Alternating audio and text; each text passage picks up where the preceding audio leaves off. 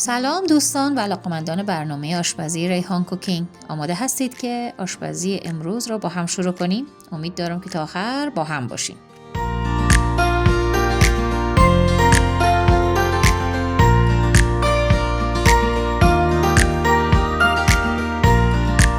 امروز یکی از غذاهای پرمحبت و خوشرنگ خودمان را جرم می‌کنیم. غذایی که در عین سادگی بسیار مزه‌دار است.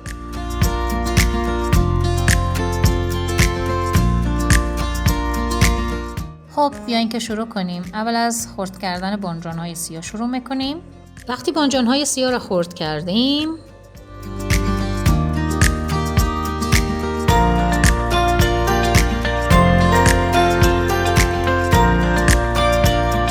بعضی ما کلاهک بانجان سیاه را دور میندازیم. بعضی های ما مثل من گل جورش میکنن.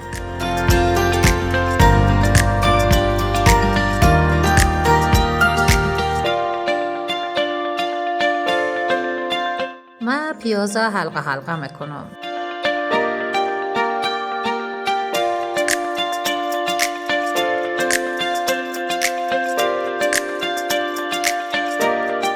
بعد از او بانجان رو میره حلقه میکنیم.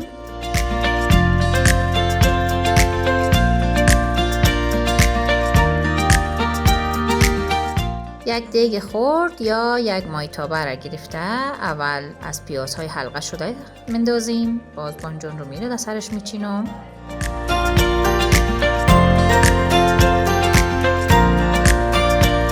خب حالا همگی با هم میریم تا بانجان سیاه رو سرخ کنیم.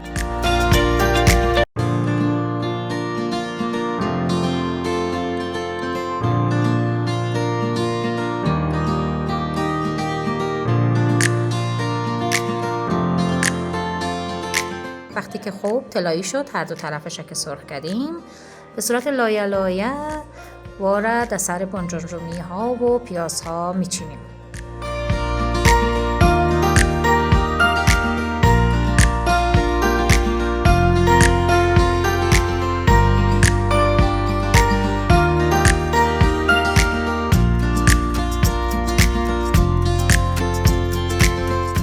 یک لایه از بانجان سیاه‌های سرخ شده، یک لایه پیاز و یک لایه بانجان رومی حلقه شده.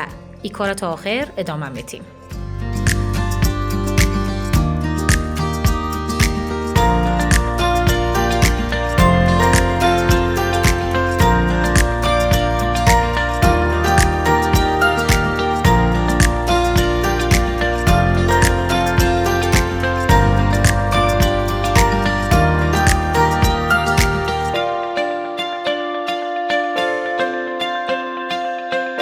در یک ظرف جدا 2 قاشق از رب بانجان رومی، نمک، زردچوبه، مرچ سیاه، مساله دیگ. یار خوب همراه مقدار کمی آب مخلوط میکنیم.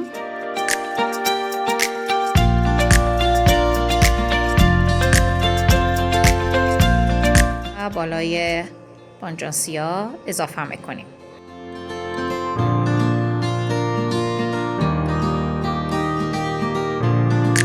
در دیگ را مانده میمانیم که خوب دم بکشه غذای ما.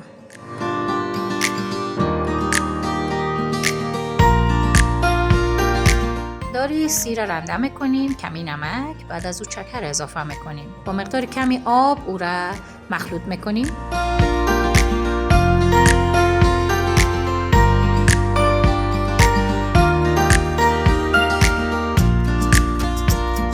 به به چه رنگی گرفته ای غذای ما.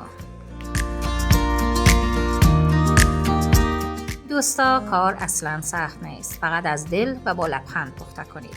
تشکر از همگیتان که تا آخر با ما بودین. یادتان نره سابسکرایب کنید، لایک کنید و زنگوله را هم بزنید تا هر وقت غذای نو ما آمد زودتر خبر شوید.